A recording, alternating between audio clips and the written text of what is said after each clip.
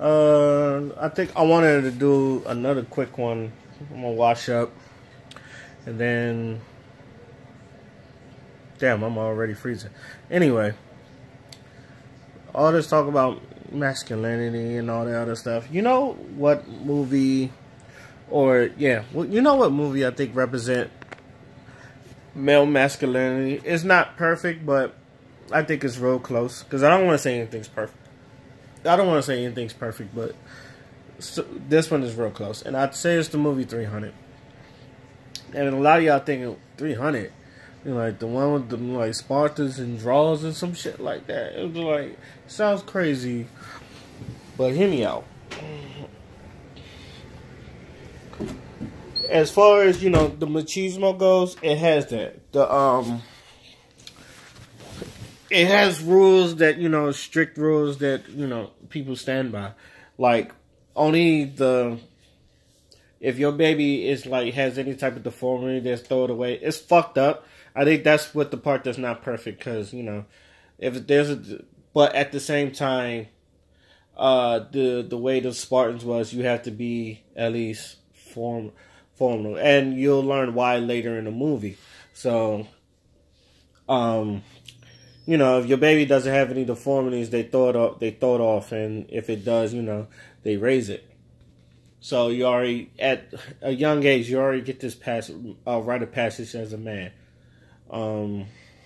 Obviously, you go out for your own, you go kill, you stay out there for a while, you fight nature, you kill things, you know, and then they come back and then you train.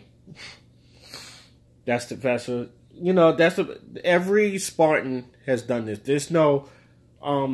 Every male Spartan has done this. So it's not like no one's an exception. Every male Spartan had to go through this. So you had to at least train your child for that. So already you could tell, even though it's harsh, it gives your kid a sensibility of what's out there, and then like everything is trying to kill you, so you have to defend yourself. So, like I said, it's harsh ways to defend yourself. I like that, because I feel like as adults, we coddle our kids, but we're not teaching them self-defense, especially black. I think more black kids should learn self-defense, like karate or mixed martial arts or boxing. You know, something where they can defend themselves, because people, strong or weak or not, people are going to try you and then see where they come from.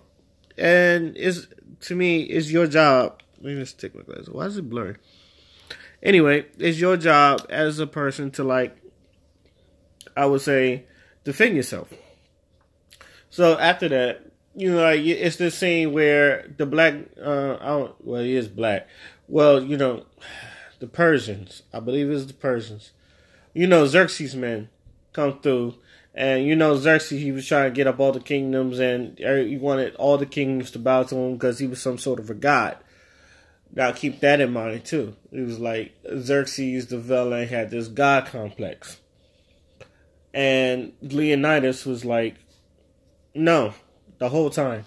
And the one thing a lot of people don't notice, when the woman spoke up, one of Xerxes' messenger was like, you let your women talk? He was like, yeah. In my country, or in Sparta, we let our women talk. They have opinions too. A lot of people don't really, they kind of like pass over that, but most people don't know. And it also works at the beginning, because she spoke into a crowd of men at the beginning. So in that, they let their women walk beside them. Let's just say that. The women walk beside them. They don't walk behind them. They walk beside them. So that right there, that speaks a lot.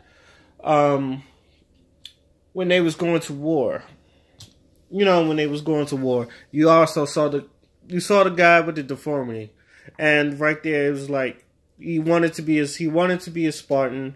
He wanted to fight with the Spartans, and Leonidas said, and he didn't like chastise him. He calmly said, "Raise your shield." He didn't try to make him look like a bitch. He was like, "Raise your shield." He said, and he tried to raise his shield. Obviously, he had the hunchback. He couldn't do much. He said, you have to protect yourself at least from neck to thigh with our shield. And side by side, there's 300 of them. Everyone side by side, we work in order. We have to protect each other from neck to thigh. like we're a solid unit.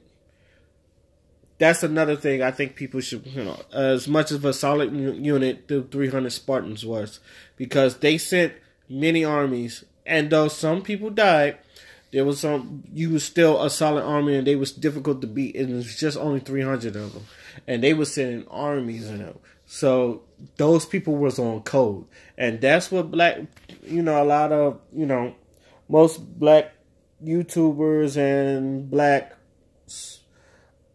strong black people in society, they want everybody to get on code, which is why I said if all of us to get on code, every type of man needs to be in the building. We need to talk our shit out. So they was already on code. So as part of masculinity, that was good. What else? One of my favorite scenes when you meet when like Leonidas spoke to Xerxes. And you see the way Xerxes come out. He was treated like the guy. He was walking on people and all that other stuff. Like, he thought he was so much for God. I think he believed that he was. And he was a tall dude. And he was looking down on him. He had this real deep voice. And, like, he came out and he tried to be graceful and yet, intimidating to Leonidas. Leonidas didn't blink. Leonidas wasn't even scared. And he was like, and Xerxes was like, "Oh, your men are very strong. Obviously, your men are very strong. With that, you can rule the kingdom. All you gotta do is bow to me." That's what Xerxes wanted. But Leonidas obviously said, "No, I'm not bowing to you, and we will never bow to you. I don't want to live under your rule. We are under our own rule." That's standing up to the oppressor. Maybe he wasn't even the oppressor, but he was trying to enslave him and try to like make him a god. So basically, you can call that standing up to an oppressor, obviously. And a lot of people, I don't know if they noticed this, but like when Leonidas was calm, Xerxes, you could tell he did not like that, and he showed this fear. He showed fear because I don't think he ever had someone like stand up to him, and he knew that he was a threat and he could kill him anytime. So he stand up to him, and you could tell in his fear he was trying to threaten him. And Leonidas was not fazed. He said, "Go ahead, send your men." I said, "We will be here, and we will, everybody can catch these hands," sort of. So and Xerxes was going off. He said, "Anybody that mentions your name will be sentenced to death." That's how much he was like. You will be wiped out of history. So he was trying to get rid of him. So that's to me that was beautiful. You stand up to the oppressor or people who's trying to, or a bully, or you can even say that, standing up to a bully. And what's the worst? You know what they say, the way to stop a bully is to punch him in the mouth. Now, he verbally punched him in the mouth until like the end when he like threw a spear at him and cut his face, and then you could show God bleed. He was like, "Oh, God, let's see if you can bleed." And he did that. Another part where I think it was Perseus. Leonidas is second in the band, and his son was there, and he looked at his son, he said, "Good job."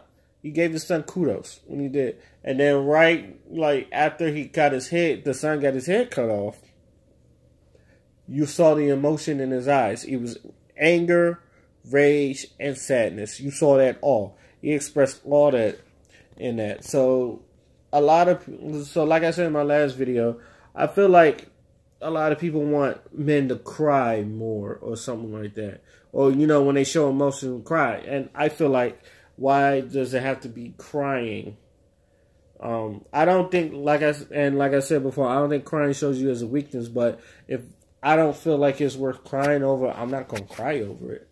Now, there's things like we've struggled. And a lot of people cope with different ways. Some people do through humor. Some people cry. Some people they like train and exercise their bodies or something like that. There's different ways people cope, and I think men do that. We cope so differently that sometimes it looks like things don't bother us when they do. Now, when we open up, we wanted to open up to someone we can trust. But and that's what you got in like 300. It was like he knew how much of a warrior his son was, and he gave him love. As soon as you give him love, he was like, as soon as he gave him love, This man died. You saw the emotion go through it and all that other stuff. So, in conclusion, I want people to watch like 300 again, but instead of the action scenes, which was really cool, I want y'all to really look at the talking scenes, the politics and all that other stuff, and everything Leonidas and them went through. I feel like, to me, that's about as close to perfect masculinity or perfect or perfection of masculinity we can get. I'm pretty sure people will pick this apart, but at the same time, there's a lot of good things that come out of this, especially like you talking about masculinity. And I may talk about this later because I've asked people to define masculinity or define toxic masculinity. A lot of people can't do it, or they have their own opinions of what it is, and sometimes, like I said, they don't know what it is. So that's that's it. I think 300, as great of a movie as it was action wise, it did great things politics wise too, and even in the talking scenes. And I think that's why that will always be a classic. Am I right? Am I wrong? Let me know. Till then, peace.